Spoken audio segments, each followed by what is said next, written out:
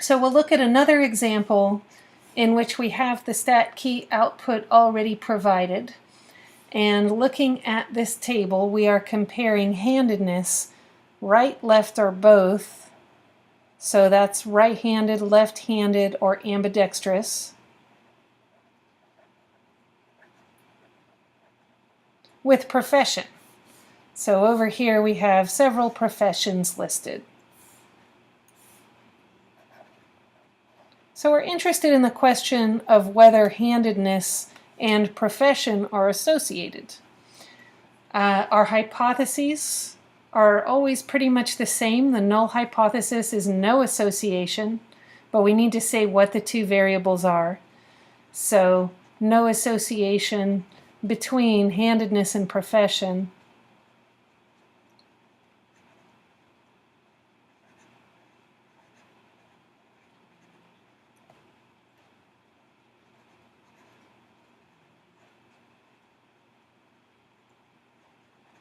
And our alternative hypothesis is some association.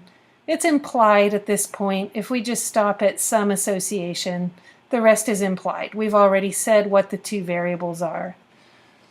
So those are our hypotheses. We are going to use the given chi-square test statistic of 18.040. We still have to figure out our degrees of freedom.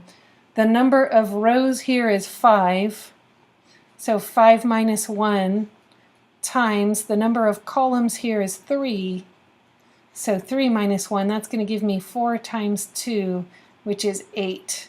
So we want to look at a chi-square distribution with 8 degrees of freedom. In StatKey, under theoretical distributions, I'll go to chi-square and enter 8 for my degrees of freedom, right tail, and we said the chi-square test statistic is 18.04.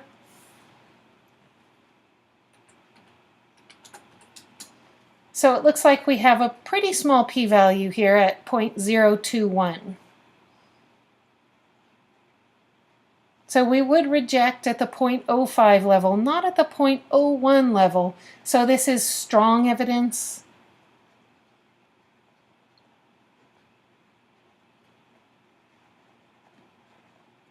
We would reject at 0.05, but not at 0.01. So part one of our conclusion is just based on that. We do have strong evidence of some association between handedness and profession.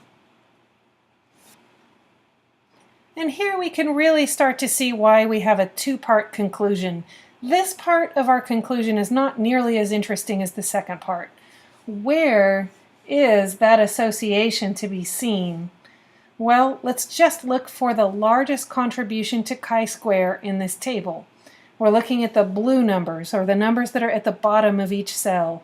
It looks like this 6.46 is pretty big, the 4.701 is pretty big, everything else is smaller. So my statement is going to include one or both of those. I at least want to say something about the 6.46 because the 4.7 also seems to stand out above the rest. I'll say something about that too. So for each of these I need to look at what cell it's in and whether we have more or less than the expected count in our observation.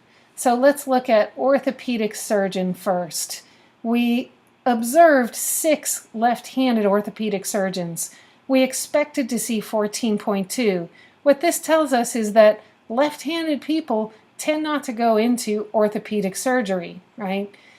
In architect, we observed 26 left-handed architects. We expected to observe about 16, so we observed way more than expected of left-handed architects. Maybe left-handed people are drawn to the architecture profession.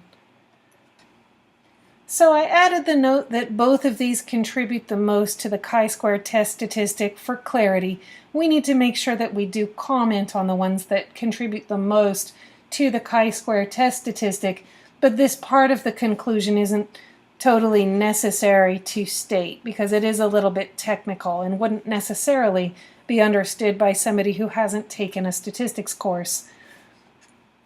Then the fun part comes where you speculate, right? Why do we see more left-handed architects and fewer left-handed orthopedic surgeons than expected?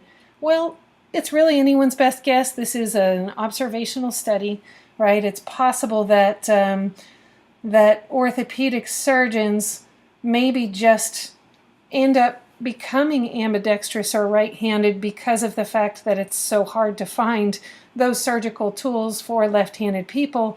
Maybe the layout of an operating room is such that even the assistants have difficulty helping a left-handed person because of where they're used to standing relative to the surgeon. There's all sorts of explanations that could go on here. And it also could be that people who grow up left-handed just get burned in the, in kindergarten on having so much trouble finding those left-handed scissors that they just don't want to go into any profession that's going to rely on the availability of tools that they can use easily, right? There's any number of explanations here.